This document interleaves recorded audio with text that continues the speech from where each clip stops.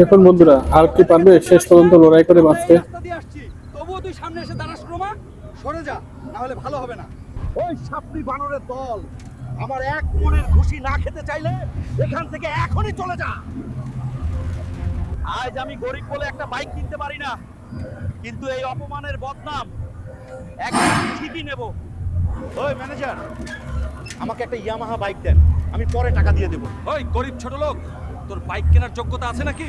রাঙ্গা মস্তানকে হারাতে পারলে 1 কোটি টাকা পুরস্কার। এই সুযোগ আমি ছাড়বো না, আমি লড়বো আর আমি জিতবো।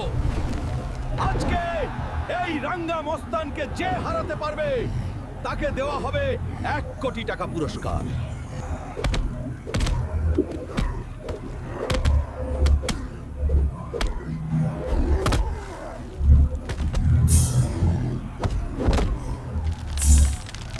আজকের এই লড়াইয়ের বিজয়ী